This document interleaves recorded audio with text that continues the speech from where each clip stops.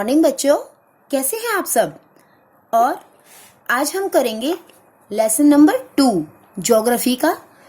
ये बेटा जो लेसन है इसका नाम है ग्लोब, अक्षांश एवं देशांतर।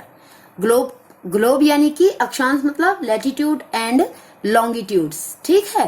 ये इस लेसन का नाम है बेटा। ये बहुत ही इंटरेस्टिंग और बहुत ही नॉलेजफुल लेसन है। आपको अगर ये लेसन अच्छे से समझ में आ जाता है तो इसके बाद जो है आपको क्वेश्चन आंसर्स याद करने में भी बहुत अच्छा लगेगा और आपको किसी प्रकार की कोई भी प्रॉब्लम नहीं होगी। ठीक है, तो हम शुरू करते हैं अपना लेसन नंबर 2। देखो, पिछले अध्याय में आप पढ़ चुके हैं कि हमारी पृथ्वी गोलाकार नहीं है। यह उत्तर से दक्षिण ध्रुवों पर थोड़ी चपटी तथा मध्य में थोड़ी उभरी हुई है। क्या आप कल्पना कर सकते हैं कि यह कैसी दिखाई पड़ती है। इस संबंध में जानकारी प्राप्त करने के लिए आप अपनी कक्षा में सावधानी पूर्वक ग्लोब को रखिए। ग्लोब, यहाँ पर आप निशान लगा लीजिए बेटा। इसका क्या क्वेश्चन बनता है, ग्लोब किसे कहते हैं। तो ग्लोब पृथ्वी का लघु रूप में एक वास्तविक प्रतिरूप है। इस लाइन का मीनिंग क्या होता है, इस लाइन का मतलब होता है कि ग्लोब क्या होता है, globe is a miniature model of true earth. ठीक है, globe is a true model of the earth. Simple language में ऐसे बोलेंगे, सिर्फ एक sentence, globe is a true model of the earth, यानी कि ग्लोब पृथ्वी का लघु रूप है। ठीक है, तो वास्तविक प्रतिरूप का मतलब क्या है, जो उसके जैसा दिखता है। ठीक है, किसके जैसा, पृथ्वी जैसा। ग्लोब किसके जैसा दिखता है, पृथ्वी के जैसा दिखता है। जैसे कि आप ये देखो बेटे, आपके यहाँ पर जो चित्र बना हुआ है इसमें दिखाया गया है, ये है हमारा ग्लोब। ठीक है, ये ग्लोब जो है इस तरीके से होता है।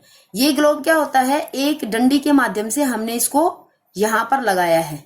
ठीक है, इसका क्या चक्कर होता है बेटे, इस डंडी का, ये जो है ये एक तरीके से क्या होती है, ये हमारे को जैसे पृथ्वी होती है वैसे ही, अगर आप एक नॉर्मल बॉल के अंदर भी लेकर के इस तरीके से लगा लेंगे उसको, तो फिर आप जब इसको बॉल को रखेंगे तो ये ऐसी ही प्रतीत होगी जैसे इसमें लग रही है। अब पहले आप थोड़ी सी ग्लोब के बारे में जानकारी देख लेते हैं। ग्लोब विभिन्न आकार एवं प्रकार के हो सकते हैं। बड़े ग्लोब जो आसानी से एक स्थान से दूसरे स्थान पर नहीं ले जाए जा सकते हैं। पॉकेट में रखने योग्य छोटे ग्लोब तथा गुब्बारे जैसे ग्लोब जिसमें हवा भरी जा सकती है एवं आसानी से एक स्थान से दूसरे स्थान पर ले जाए जा सकते हैं। ठीक है, कुछ बेटा ऐसे छोटे ग्लोब्स होते हैं जिनके जो गुब्बारे जैसे होते हैं उनके ऊपर पूरा ग्लोब का चित्र बना होता है इस तरीके से, और उसके जो है उसको कहीं पर भी अगर प्रेजेंटेशन के लिए लेके जाना है, ग्लोब के बारे में कुछ बताना है, उसको ले जा सकते हैं और बाद में उसमें हवा भर के और सारा उसके बारे में, ग्लोब के बारे में बताने के बाद जो है उसको वापस बंद करके पॉकेट में डाल करके लाया जा सकता है। ग्लोब स्थिर नहीं होते हैं, उसे उसी प्रकार घुमाया जा सकता है जैसे कुम्हार का पहिया या लट्टू घूमता है। देखो, ये जैसे ये ग्लोब गोल है और एक डंडी के बीच में इसको ऐसे लगाया गया है, तो ये डंडी लगातार जो है, जब ये डंडी बीच में लग जाएगी तो ग्लोब इसके चारों तरफ क्या कर सकता है, ग्लोब को हम ऐसे ऐसे करके घुमा सकते हैं। समझ गए, ऐसे होता है। ग्लोब पर देशों, महाद्वीपों तथा महासागरों को उनके सही आकार में दिखाया जा सकता है। तो ग्लोब का प्रयोग किस लिए किया जाता है, ग्लोब का प्रयोग जो है विभिन्न देशों को, महाद्वीपों को और महासागरों को सही आकार में दिखाने के लिए किया जाता है। ठीक है, ग्लोब के ऊपर जितनी भी कंट्रीज हैं, कॉन्टिनेंट्स हैं और ओशियंस हैं, उन सबको क्या कर सकते हैं, हम उन पर अच्छे से उनके करेक्ट साइज में हम दिखा सकते हैं। ठीक है, उसके बाद आगे बेटा, पृथ्वी के समान किसी गोले पर किसी बिंदु की स्थिति का वर्णन करना कठिन है। ठीक है, ये अब प्रश्न यह उठता है कि इस पर किसी स्थान की स्थिति कैसे बताई जा सकती है। इसके लिए हमें कुछ बिंदुओं एवं रेखाओं के संदर्भ की आवश्यकता होती है, यानी कि हम कुछ बिंदुओं और कुछ रेखाओं के माध्यम से जानेंगे। जैसे देखो, जहां पर आपका ये लेसन स्टार्ट होता है बेटे, वहीं पर आप देख रहे हो कि बहुत सारी रेखाएं लगी हुई हैं। एक रेड कलर की ये रेखा है, एक ऊपर से नीचे तक की एक रेखा है। ठीक है, इस तरीके से बनी हुई है आपकी बुक के अंदर, तो आप उसमें देख सकते हो। इसमें क्या बताया गया है बेटा, ये जो बहुत सारी रेखाएं हैं, ठीक है, ये कौन सी वाली रेखाएं हैं, जो इस तरीके से लंबी वाली रेखाएं हैं वो लॉन्गिट्यूड्स हैं। लॉन्गिट्यूड मतलब देशांतर। और जो ये इस तरीके से लेटी हुई रेखाएं हैं वो कौन सी वाली रेखाएं हैं, वो लैटिट्यूड है, यानी कि अक्षांश है हमारे। ठीक है, इसके अलावा बेटा पूरे ग्लोब के अंदर जो है आप देख रहे हो एक बीच में लाइन है। जो बीच में लाइन है उसको हम क्या कहते हैं, उसको हम विषुवत वृत्त कहते हैं, ठीक है। और उसको यानी कि इक्वेटर जिसको हम इंग्लिश में बोलेंगे। और एक होता है इस तरीके से ऊपर से नीचे, बीच में जो दोनों को आधे आधे पार्ट में बांट रही है, बीच में से इस तरीके से लगी होती है एक रेखा, इसको हम क्या कहते हैं, इसको हम कहते हैं इसको जो है इसको हम कहते हैं, ये एक तरीके से जो है ये एक तरीके से समांतर रेखा होती है जो हमारे काम आती है देशों की दूरी बताने में, ठीक है। इसके बाद बेटा ये टाइम लाइन भी होती है, टाइम का भी इससे पता लगता है। दूसरा देखो, ये जो ग्लोब है इसको हम ग्लोब मान रहे हैं, तो इसका एक ऊपर वाला पॉइंट है और एक नीचे वाला पॉइंट है, ठीक है। जो ऊपर वाला पॉइंट है उसको हम क्या कहते हैं, ऊपर वाले पॉइंट को हम कहते हैं उत्तरी गोलार्ध, और नीचे वाले पॉइंट को हम क्या कहते हैं, दक्षिणी गोलार्ध, नॉर्दर्न और साउदर्न, ठीक है। ये दोनों पोल कहलाते हैं, नॉर्दर्न पोल और साउदर्न पोल, इस तरीके से होता है, ठीक है। अब देखो आगे लेसन देखो, आप देखेंगे कि एक सुई ग्लोब में झुकी हुई अवस्था में स्थित होती है जिसे अक्ष कहते हैं, ठीक है। ये देखो, ये जो है ये वाली, ठीक है, यहां पर ये जो है इसको हम अक्ष कहते हैं। इसके बाद आगे ग्लोब पर दो बिंदु जिनसे होकर सुई गुजरती है उत्तर और दक्षिणी गोलार्ध कहते हैं। जैसे मैंने आपको बताया कि ये सुई ये अंदर से होकर के गुजर रही है, तो इनको ऊपर वाले को हम क्या कहेंगे, उत्तरी गोलार्ध, और नीचे वाले को हम क्या कहेंगे, दक्षिणी गोलार्ध, ठीक है। इस तरीके से बोलेंगे हम। ग्लोब की इस सुई के चारों ओर पृथ्वी की भांति पश्चिम से पूर्व की ओर घुमाया जा सकता है, ठीक है। देखो बेटा, जैसे हम आपको बताते हैं इस तरीके से यूं होता है, ये पूर्व होता है, ठीक है, ये पश्चिम होता है, ये उत्तर होता है और ये दक्षिण होता है, इस तरीके से रेखाएं होती हैं, ठीक है।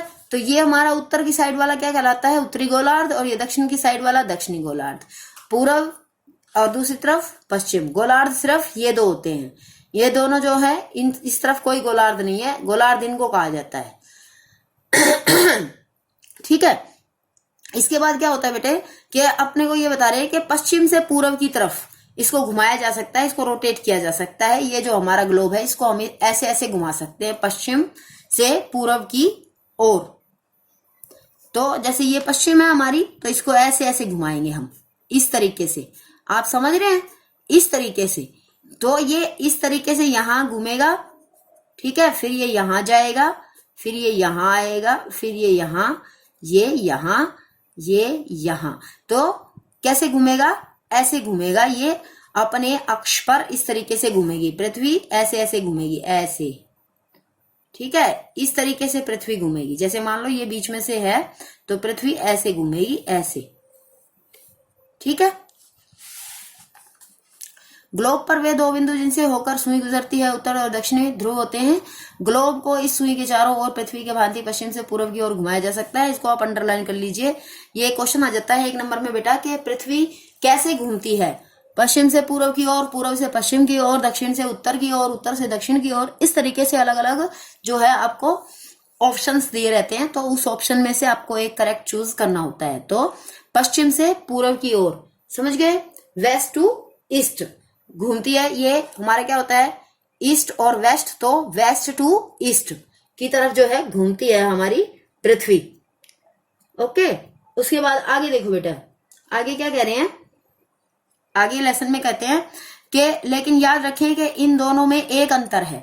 पृथ्वी पर वास्तव में ऐसी कोई सुई नहीं होती है और यह अपने अक्ष के चारों ओर घूमती है जो एक काल्पनिक रेखा है, ठीक है। वास्तविक रूप से बेटा अगर हम देखेंगे तो वास्तविक रूप से ऐसा कुछ नहीं होता है। ये हमने क्या माना था, पहले ही आपको बताया, ये मॉडल है। मॉडल मतलब मॉडल जो दिखने में ऐसा है लेकिन वास्तव में ऐसा नहीं है। वास्तव में ये अक्ष जैसी सिचुएशन कुछ नहीं होती है।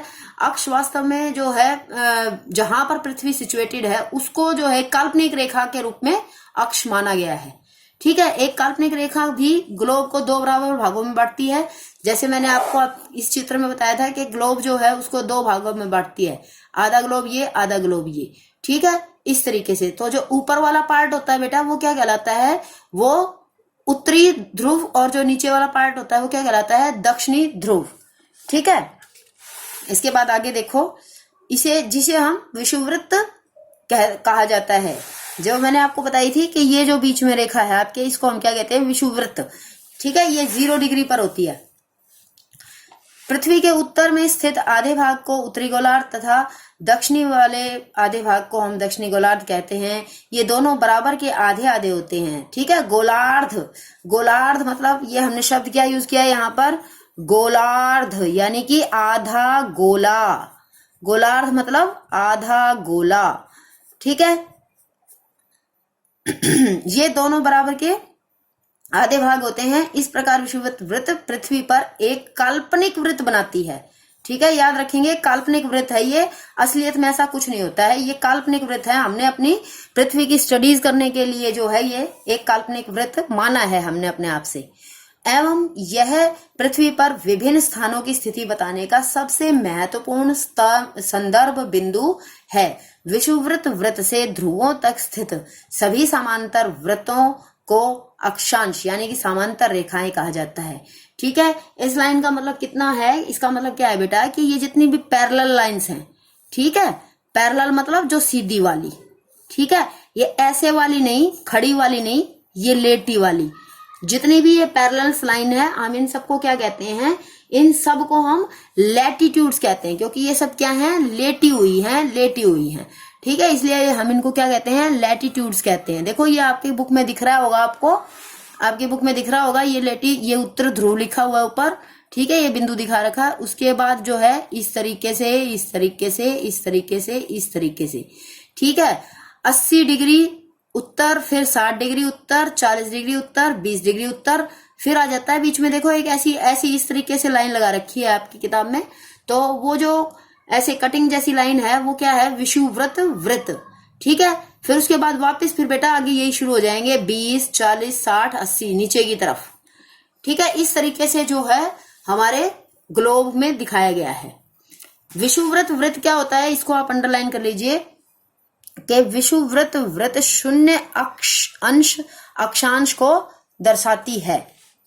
ठीक है, चूंकि विषुवृत्त वृत्त से दोनों तरफ ध्रुवों के बीच की दूरी पृथ्वी के चारों ओर के वृत्त का 1/4 है, अतः इसका माप होगा 360 डिग्री, 360 अंश का 1/4 यानी 90 अंश। इस प्रकार 90 अंश उत्तरी अक्षांश उत्तर ध्रुव को दर्शाता है तथा 90 अंश दक्षिणी अक्षांश दक्षिण ध्रुव को दर्शाता है। इस तरीके से होता है। इस प्रकार विषुवत वृत्त के उत्तर की सभी समांतर रेखाओं को उत्तरी अक्षांश कहा जाता है। ठीक है, इसको आप अंडरलाइन कर लीजिए कि उत्तर की सभी समांतर रेखाओं को क्या कहते हैं, उत्तरी अक्षांश कहते हैं तथा विषुवृत्त के दक्षिण में स्थित सभी समांतर रेखाओं को दक्षिणी अक्षांश कहा जाता है, यानी कि ऊपर वालों को उत्तरी अक्षांश और नीचे वालों को दक्षिणी अक्षांश कहा जाता है। इसलिए प्रत्येक अक्षांश के मान के साथ उसकी दिशा यानी उत्तर या दक्षिण भी लिखा जाता है। ठीक है बेटा, जैसे ये ऊपर ऊपर उत्तर उत्तर लिखा है, अगर नीचे वाले देखेंगे तो हम उधर दक्षिण दक्षिण लिखा जाएगा। ठीक है, उदाहरण के लिए महाराष्ट्र में चंद्रपुर एवं ब्राजील में बोलो हेरिजोटो दोनों एक ही अक्षांश 20 अंश पर स्थित हैं, लेकिन चंद्रपुर विषुवत वृत्त के 20 डिग्री उत्तर में है और बोलो हेरिजोटो दक्षिण विषुवत वृत्त के 20 डिग्री दक्षिण में स्थित है। इसलिए हम कहते हैं कि चंद्रपुर ये जो है, इसलिए हम फिर क्या कहेंगे, जो चंद्रपुर है वो किस तरफ है, उत्तर की तरफ है, और जो ब्राजील वाला शहर है वो किस तरफ है, वो दक्षिण की तरफ है। जैसे जैसे हम विषुवत वृत्त, ये देखो जो विषुवत वृत्त क्या कौन सी रेखा होती है, जो किसी भी गोले को, ठीक है, जैसे ये हम ग्लोब मान रहे हैं, ठीक है, जो ग्लोब को बीच में से काटती है उसको हम क्या कहते हैं, विषुवत वृत्त कहते हैं। और जो डिग्री कितने पर होती है, 0 डिग्री पर होती है, इसका नाम क्या होता है, इसका नाम होता है विषुवत वृत्त। यानी कि हम अगर इंग्लिश में देखें तो इसको क्या कहा जाता है बेटे, इसको कहा जाता है इक्विलेटर। ठीक है,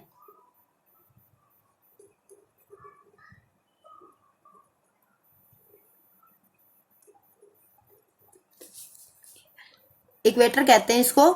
ठीक है, तो ये हो गया हमारा इक्वेटर और ये हो गया विषुवत वृत्त। इस तरीके से होता है। इसके बाद अगला पार्ट मैं आपको दूसरे बार पढ़ाती हूँ। अभी के लिए ओके बाय।